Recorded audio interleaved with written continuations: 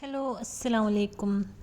ഇന്ന് വൈകിട്ട് എന്താ പറയുക, ചായക്കൊരു സ്നാക്ക് ഉണ്ടാക്കിയപ്പോൾ ഞാൻ വിചാരിച്ചു നിങ്ങളായിട്ട് അതൊന്ന് ഷെയർ ചെയ്യാം. ഇത് ഞാൻ മുമ്പ് ഈ എന്താ പറയുക റെസിപ്പി ഷോർട്ട് വീഡിയോയിലും പിന്നെ എൻ്റെ ഒരു വ്ളോഗിലെല്ലാം ഉൾപ്പെടുത്തിയിട്ടുണ്ടായിന്. അപ്പോൾ കണ്ടവർക്ക് മനസ്സിലാവും.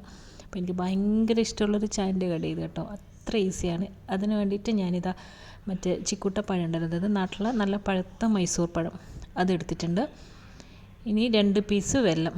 ഞാനിത് കുറച്ച് ഉണ്ടാക്കുന്നത്, അതുകൊണ്ട് എന്താ പറയുക 2 പീസ് മതി. ശർക്കര അതെടുക്കുക. എന്നിട്ട് അതൊന്നവിടെ കുറച്ച് വെള്ളം ഒഴിച്ചിട്ടൊന്ന് ഉരുക്കാൻ വേണ്ടിയിട്ട് വെക്കുക. പിന്നെ ഈ ബൗളിലോട്ട് ഈ പഴം ഒന്ന് എടുത്തിട്ട് ഒന്ന് ഉടച്ചു കൊടുക്കുക. നല്ലോണം ഒരു ഫോർക്ക് കൊണ്ട് നന്നായിട്ടൊന്ന് ഉടക്കുക. നല്ല പഴുത്ത പഴമാകുമ്പോൾ നല്ല ടേസ്റ്റ് ആയിരിക്കും. ഞാനിപ്പോൾ ഇത് കുറച്ച് ഉണ്ടാക്കുന്നതുകൊണ്ട് 2 പഴവും 2 പീസ് ശർക്കരയിൽ എടുത്തിട്ടുള്ളത്. അപ്പോൾ ഇതന്നെ മതിയാവും.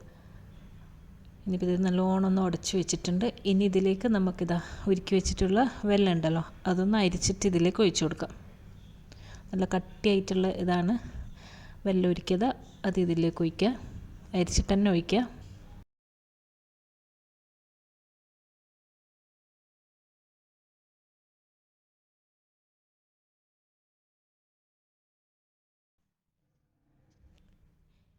ഇനിയിപ്പോൾ ഇതാ ഞാൻ ഇതിലോട്ട് ഒരു അരക്കപ്പ് മൈദ ഇട്ട് കൊടുക്കുന്നുണ്ട്.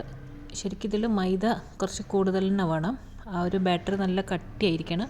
അപ്പോൾ പഴത്തിൻ്റെ ഒരു ടേസ്റ്റ് മുമ്പിട്ട് നിൽക്കുമ്പോൾ എന്താ പറയുക, കഴിക്കാൻ നല്ല ടേസ്റ്റ് ആണെങ്കിലും നമ്മളത് ഓയിലിലേക്ക് ഒഴിക്കുന്ന സമയത്ത് പിന്നെ എണ്ണയിൽ നിന്ന് ഫുള്ള് ഒലിച്ച് ഇങ്ങനെ പരന്ന് വരും. നമ്മൾ വിചാരിച്ചൊരു കറക്റ്റ് ഷേപ്പ് എന്താ പറയുക ആ ഒരു ഇത് കിട്ടില്ല. അതുകൊണ്ട് മൈദയാണ് കൂടുതൽ വേണ്ടത്. മൈദ ഇട്ടിട്ട് നല്ലോണം ഒന്ന് കട്ടിയാക്കണം. അപ്പം ഞാനിപ്പോൾ ഒരു അരക്കപ്പ് മൈദ ഇട്ടിട്ടുണ്ട്. പിന്നെ ഇതാ 2 ടേബിൾ സ്പൂൺ അരിപ്പൊടി ഉണ്ടല്ലോ, ഏതെങ്കിലും അരിപ്പൊടി, പത്തിരിപ്പൊടി അതിട്ട് കൊടുക്കുക. എന്നിട്ട് വീണ്ടും നല്ലോണം ഒന്ന് ഇളക്കി മിക്സ് ചെയ്യണം. ഈ മാവ് നല്ലൊരു കട്ടിയായിട്ട് എന്താ പറയുക, നമുക്ക് ആ ഓയിലിലേക്ക് ഒഴിക്കുന്ന ഒരു പരുവുണ്ടല്ലോ അത് വേണം.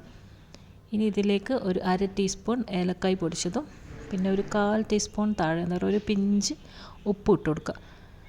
പിന്നെ ഞാനൊരു 2 ടേബിൾ സ്പൂൺ മൈദ കൂടി ഇതിലേക്ക് ഇട്ട് കൊടുക്കുന്നുണ്ട്. മാവ് കുറച്ചൊന്ന് ലൂസ് ചെയ്യാനും. ഞാൻ പറഞ്ഞല്ലോ, പഴം കൂടുതൽ ടേസ്റ്റ് മുമ്പിട്ട് നിൽക്കുമ്പോൾ നല്ല തന്നെ ആയിരിക്കും. പക്ഷേ നമ്മൾ വിചാരിച്ച പോലെ ആ ഒരു ബോൾസും ആ ഒരു ഷേപ്പൊന്നും വരില്ല, ഒലിച്ചിട്ട് അങ്ങ് പരന്നു പോകും. അതുകൊണ്ടാണ് പറയുന്നത് മൈദ കുറച്ച് കൂടുതൽ വേണമെന്ന്. പക്ഷെ എന്നാലും നല്ല ടേസ്റ്റ് ആയിരിക്കും. ആ ഒരു മൈദൻ്റെ ഇതൊന്നും കൂടുതൽ എടുത്ത് അറിയൊന്നുമില്ല. എന്നിട്ട് നല്ലോണം ഒരു വിസ്ക് കൊണ്ട് എല്ലാം ഒന്ന് കലക്കിയിട്ടൊന്ന് മിക്സ് ചെയ്യുക. ഒരു കട്ട ഒന്നും ഇല്ലാണ്ട് നന്നായിട്ട് ഈ ഒരു കൺസിസ്റ്റൻസിയാണ് വേണ്ടത്. ശരിക്കും ഇത് ബാറ്റർ നമുക്ക് 2-3 ദിവസം ഫ്രിഡ്ജിലെല്ലാം വെച്ചിട്ട് നമുക്ക് ആവശ്യത്തിന് ചായയെല്ലാം ഉണ്ടാക്കുന്ന സമയത്ത് പെട്ടെന്ന് പൊരിച്ചെടുക്കാൻ പറ്റുന്നൊരു സ്നാക്കാണ് ഇത്. ഇപ്പോൾ തിളച്ച ഓയിലിലോട്ട് നമുക്കിങ്ങനെ സ്പൂൺ കൊണ്ട് എന്താ പറയുക ഓരോ സ്പൂൺ ഇങ്ങനെ കോരി ഒഴിച്ചു കൊടുക്കുക. ഇത് ഞാനിപ്പോൾ ഉണ്ടാക്കുന്നത് ഒരു ബോൾ, ഒരു റൗണ്ട് ഷേപ്പിലാണ്.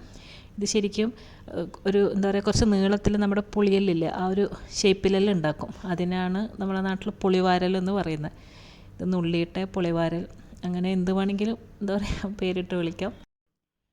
ഇനിയിപ്പോൾ ഇതാ ഇത് ലോ ഫ്ലെയിമിൽ ഇട്ടിട്ട് ഒന്ന് തിരിച്ചും മറിച്ചും എല്ലാം ഒന്ന് ഫ്രൈ ആക്കി എടുക്കുക, ഒരു ഗോൾഡൻ ബ്രൗൺ കളറാകുന്ന വരെ. ശരിക്കും ഇത് എന്താ പറയുക കുറച്ച് കഴിയുമ്പോൾ നല്ല സോഫ്റ്റായിട്ട് നല്ല രസമാണ് തിന്നാൻ. ഇപ്പോൾ ഇത് കണ്ടോ, എല്ലാം ഞാനങ്ങനെ പൊരിച്ചെടുത്ത് കൊണ്ടുവന്നിട്ടുണ്ട്. നല്ല അടിപൊളി, എന്ത് ഈസിയാന്ന് നോക്കിയാൽ വീട്ടിലുള്ള സാധനം മാത്രമേ വേണ്ടുള്ളൂ. ആ ഒരു വെല്ലവും പഴവും മാത്രം.